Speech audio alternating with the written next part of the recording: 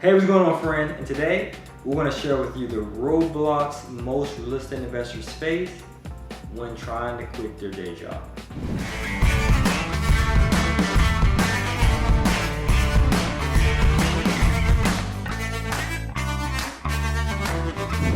Hey, what's going on, friend? Juan Pablo here. Thanks again for joining me. So last video I talked about how to quit your day job, and I shared with you my story, my why, and a little bit about the how by providing you with an analogy using the book as a reference. Quit your day job, right? So I'm going to touch on this a tad bit more, okay? So this time I want to share with you some of the roadblocks that you might face. Using that analogy I shared in the previous video, if you haven't watched it, make sure you watch it, okay?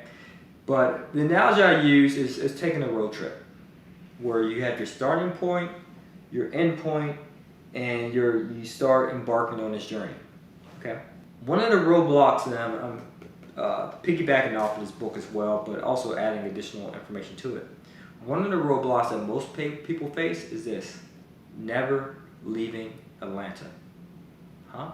Yes, in the previous video I talked about taking a road trip from Atlanta to New York and how you have to analyze your mode of transportation, the costs involved, you're going to have a partner, what is the end goal, all that good stuff. But the question is this: why haven't you left Atlanta yet? There's so many people out there, right, who are acquiring knowledge day in and day out. They know exactly what their current financial situation is, their starting point. They know exactly what their end goal is, their financial destination, which is financial freedom. And they understand what mode of transportation they want to take. They want to do real estate investing multi-units because it's the fastest way to financial freedom. So they hop in their ride, which in this case is multi-unit properties, put the key in ignition, and never crank it up. They sit idle. Why? You guessed it. Fear. Uncharted territory. It can be scary for some. I'm not sure on your first trip if you were scared or not. But for some people, if they're behind the wheel, it's different if you're a passenger, right?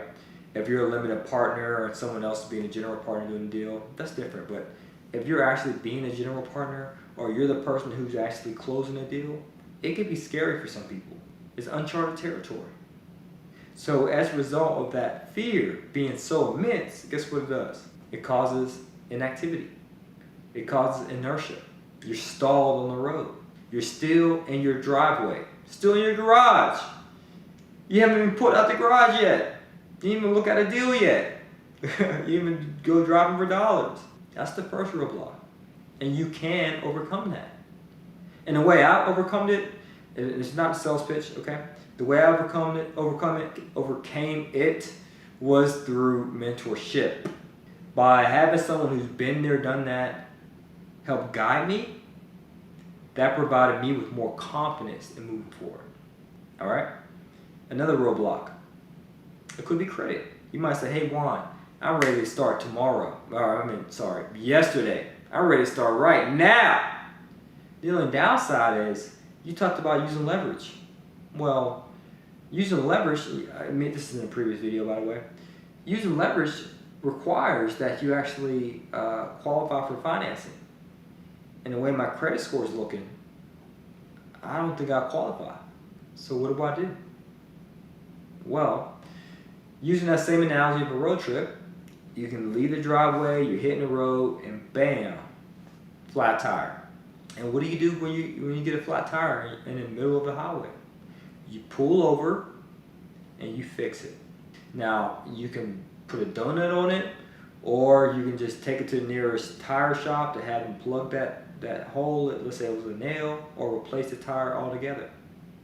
But at the end of the day, you know, in order to get to my final destination of financial freedom, I had to fix this thing and fix it fast. Similarly speaking, right? The same relates to your credit. If you realize that you might have the proverbial hole in your credit report, right? Where you're like, oh wow, I have a collection here, I have a bankruptcy there, I have a tax lien here, I have a medical bill there, I have a charge off here, I have an eviction there.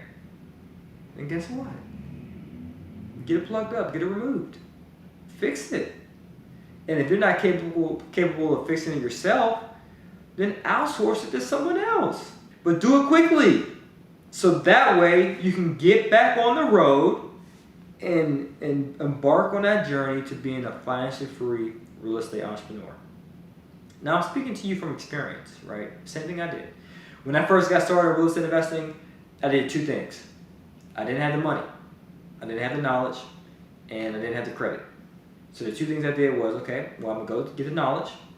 I'm gonna go through this mentorship, this monthly group training or what have you, this meetup. Plus, I'm gonna get my credit fixed. Not saying it's gonna take you this long, because I don't want you to quote me. Because I do talk to people on the phone.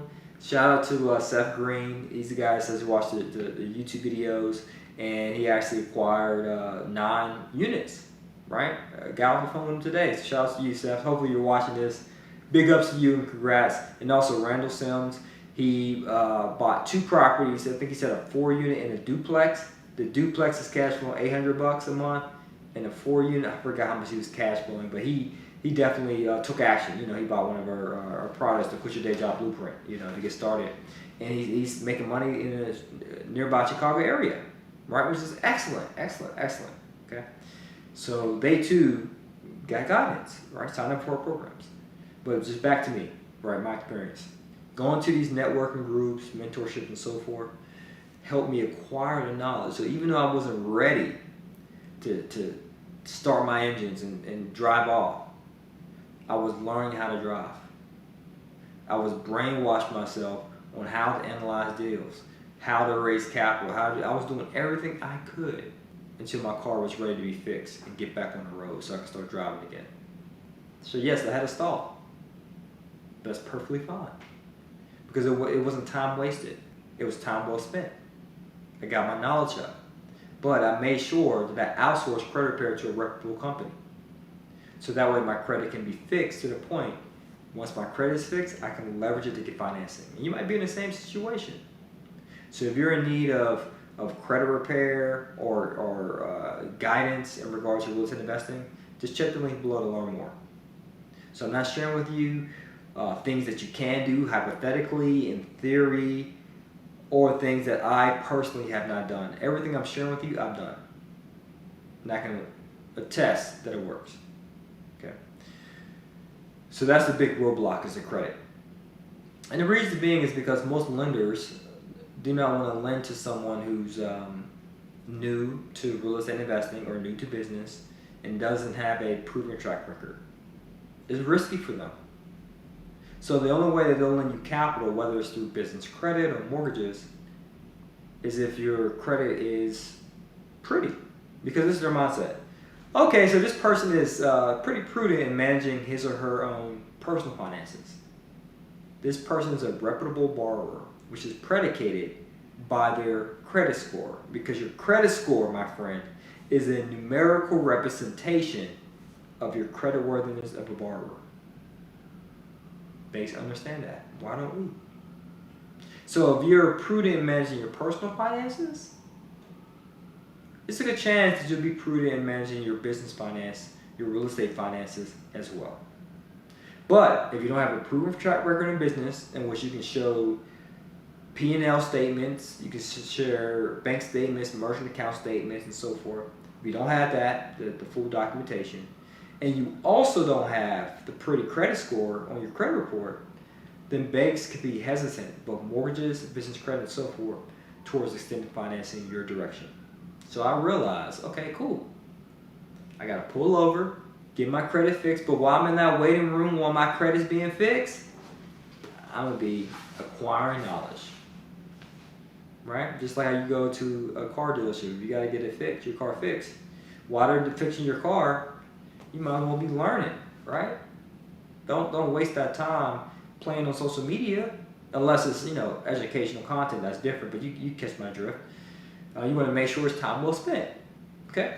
So that's the roadblock there, is the credit. Now, I'll end with this one as well. There's more than one way to skin a cat.